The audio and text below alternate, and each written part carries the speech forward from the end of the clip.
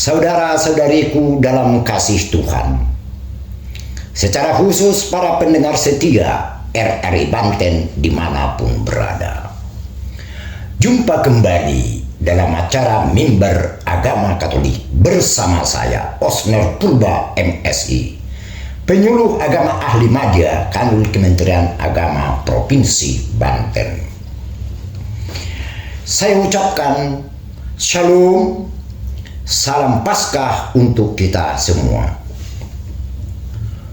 Pertama dan utama, kita bersyukur dan berterima kasih kepada Tuhan atas nikmat sehat yang dilimpahkannya kepada kita, sehingga kita bisa jumpa kembali dalam acara Mimbar Agama Katolik pada hari ini. Berdasarkan tahun liturgi Gereja Katolik, kita memasuki Minggu Paskah kedua, Kerahiman Ilahi.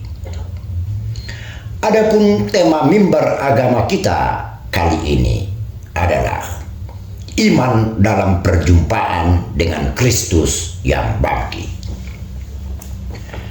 Sebelum kita memulai mimbar agama ini, terlebih dahulu kita berdoa dan memohon kepada Tuhan kita Yesus Kristus supaya hati dan pikiran kita dibimbing dalam terang Roh Kudus. Mari kita berdoa.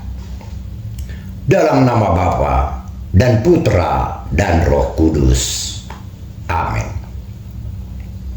Allah Bapa yang Maha Penuh Kasih, kami bersyukur atas kesehatan yang Kau limpahkan kepada kami, begitu juga berkat-Mu yang berkelimpahan, sehingga kami masih Engkau perkenankan membaca dan mendengarkan firman-Mu hari ini.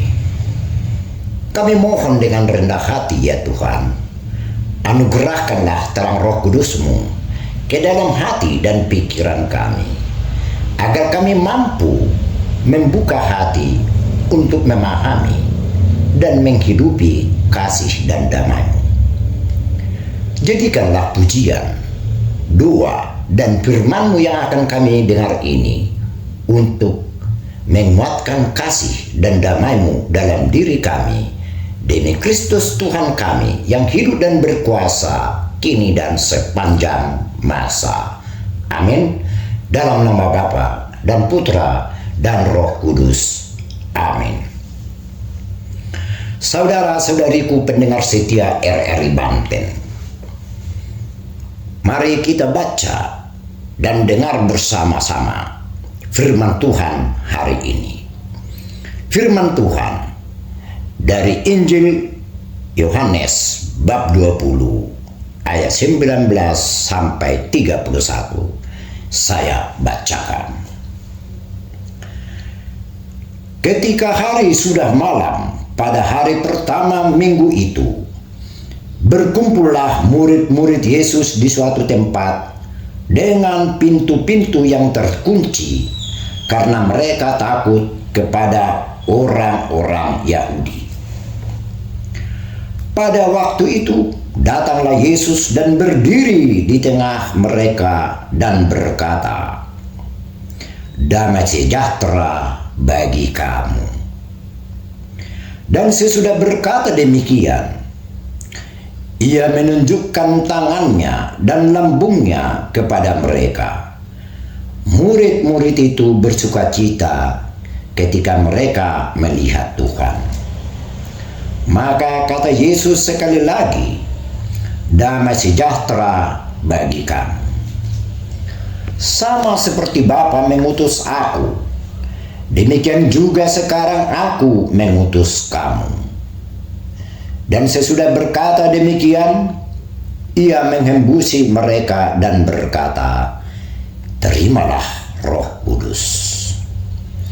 Jikalau kamu mengampuni dosa orang, dosanya diampuni. Dan jikalau kamu menyatakan dosa orang tetap ada, dosanya tetap ada." Tetapi Thomas, seorang dari ke-12 murid itu, yang disebut Didimus, tidak ada bersama-sama mereka ketika Yesus datang ke situ. Maka kata murid-murid yang lain itu kepadanya, "Kami telah melihat Tuhan." Tetapi Thomas berkata kepada mereka, "Sebelum aku melihat bekas paku pada tangannya, dan sebelum aku mencucukkan jariku ke dalam bekas paku itu, dan mencucukkan tanganku ke dalam lambungnya, sekali-kali aku tidak akan percaya." 8 hari kemudian, murid-murid Yesus berada kembali dalam rumah itu, dan Thomas bersama-sama dengan mereka. Sementara pintu-pintu terkunci, Yesus datang dan berdiri di tengah-tengah mereka dan berkata, "Damai sejahtera bagi kamu." Kemudian ia berkata kepada Thomas, "Taruhlah jarimu di sini dan lihatlah tanganku. Ulurkanlah tanganmu dan cucukkan ke dalam lambungku, dan jangan engkau tidak percaya lagi, melainkan percayalah." Thomas menjawab dia, "Ya Tuhanku dan Allahku." Kata Yesus kepadanya, "Karena engkau telah melihat aku, maka engkau percaya. Berbahagialah mereka yang tidak melihat, namun percaya." Memang masih banyak tanda lain yang dibuat Yesus di depan mata murid-muridnya yang tidak tercatat dalam kitab ini. Tetapi semua yang tercantum di sini telah dicatat supaya kamu percaya bahwa Yesuslah Mesias, Anak Allah, dan supaya kamu oleh imanmu memperoleh hidup dalam namanya. Demikianlah Injil Tuhan kita Yesus Kristus. Syukur kepada Allah. Saudara-saudariku yang terkasih, pendengar setia RRI Banten dimanapun berada, pada hari Minggu Paskah yang kedua ini, kita merenungkan Injil dari Yohanes bab 20 ayat 19 sampai 31 tadi yang sudah saya bacakan. Sabda Tuhan hari ini membawa kita pada pengalaman para murid yang diliputi kecemasan bahkan ketakutan. Namun kemudian diubah oleh kehadiran Yesus yang bangkit. Dikisahkan dalam firman Tuhan tadi bahwa para murid berkumpul di sebuah ruangan dengan pintu-pintu terkunci.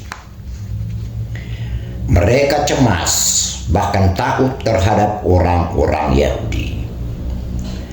Mereka merasa tidak aman, bingung, bahkan mungkin putus asa setelah kematian Yesus.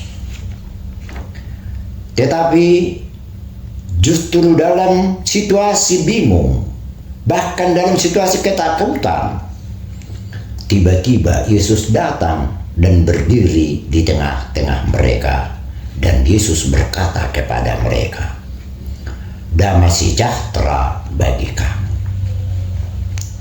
Saudara-saudariku pendengar setia RRI Banten dimanapun Anda berada, sapaan Yesus dalam firman ini sangat dalam maknanya. Yesus tidak datang dengan kemarahan, atau Yesus datang dengan teguran karena para murid telah meninggalkannya. Tetapi Yesus datang membawa damai. Damai yang memulihkan hati yang terluka. Damai yang menghapus rasa bersalah. Dan damai yang memberi harapan baru. Selanjutnya dalam firman tadi dikisahkan, Yesus menunjukkan tangan dan lambungnya. Luka-luka itu menjadi bukti bahwa Yesus sungguh bangkit. tetapi juga menjadi tanda kasih-Nya yang besar kepada semua manusia. Kemudian Yesus berkata lagi, "Sama seperti Bapa mengutus aku, demikian juga sekarang aku mengutus kamu." Dan Ia menghembusi mereka sambil berkata, "Terimalah Roh Kudus." Saudara-saudariku, pendengar setia RRI Banten, firman Tuhan ini mau menekankan bahwa para murid tidak hanya menerima damai, tetapi juga menerima perutusan. Kita juga sebagai murid Kristus diutus untuk melanjutkan karya Tuhan kita Yesus Kristus. Kita diutus untuk membawa kasih, pengampunan, dan keselamatan kepada dunia. Injil hari ini juga mau menampilkan sosok Thomas. Ia tidak hadir saat Yesus pertama kali datang.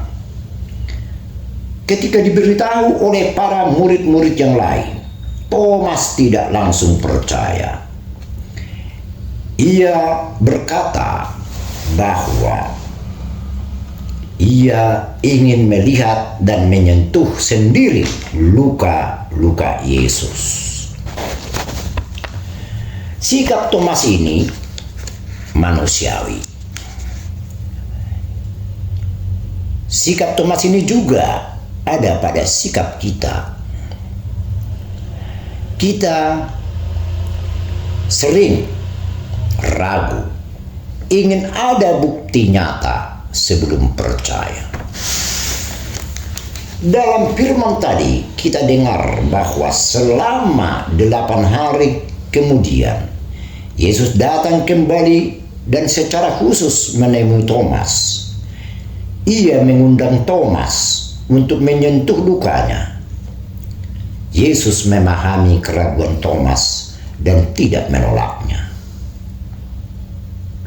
Dan saat itu juga Thomas mengalami perubahan besar. Ia tidak lagi menuntut bukti, tetapi dengan penuh iman dan berkata, "Ya Tuhanku dan Allah." Saudara-saudaraku pendengar setia RRI Banten, dari pengalaman Thomas ini dapat kita belajar juga bahwa keraguan bukanlah sesuatu yang harus kita takuti. Keraguan bisa menjadi jalan menuju iman yang lebih mendalam kalau kita tetap membuka hati kepada Tuhan. Hari ini kita juga merayakan Minggu Kerahiman Ilahi. Ini adalah kesempatan bagi kita untuk semakin menyadari bahwa Allah adalah penuh belas kasih dan pengampunan. Yesus yang bangkit datang bukan untuk menghukum, tetapi untuk mengampuni. Yesus datang membawa damai dan harapan bagi semua orang, termasuk kita yang sering jatuh dalam kelemahan kita. Dari akhir Injil ini mau menyampaikan pesan yang sangat penting bagi kita. Berbahagialah mereka yang tidak melihat namun percaya. Kita adalah orang-orang yang tidak melihat Yesus secara langsung, namun kita dipanggil untuk percaya. Iman kita bertumbuh melalui sabda Tuhan, melalui perayaan-perayaan sakramen, termasuk pengalaman hidup kita sehari-hari. Maka melalui sabda Tuhan hari ini, kita diminta dengan tegas. Yang pertama, mari kita buka hati kita terhadap kehadiran Tuhan. Yang kedua, jangan menyerah dalam keraguan, tetapi jadikan sebagai jalan menuju iman yang lebih mendalam. Yang ketiga, mari menerima kerahiman Allah dalam hidup kita. Dan yang keempat, jadilah pembawa damai dan pengampunan bagi sesama. Dan akhirnya, mari kita bersama-sama mengungkapkan iman kita seperti Thomas. Ya Tuhanku dan Allahku. Amin. Mari kita akhiri mimbar agama ini. Mohon berkat dan doa kepada Tuhan kita. Mari kita berdoa. Dalam nama Bapa dan Putra dan Roh Kudus. Amin. Allah Bapa yang Maha Kasih, kami mengakhiri mimbar agama ini dengan penuh rasa syukur atas segala berkat yang telah Engkau berikan dalam hidup kami. Kami mohon kiranya Engkau selalu memberi kekuatan dan semangat kasih-Mu di dalam hidup kami, sehingga kami mampu menyebarluaskan damai-Mu kepada sesama ke seluruh dunia. Demi Kristus Tuhan kami yang hidup dan berkuasa kini dan sepanjang masa. Amin. Dalam nama Bapa dan Putra dan Roh Kudus. Amin. Terima kasih. Salam jumpa di episode berikutnya. Salam.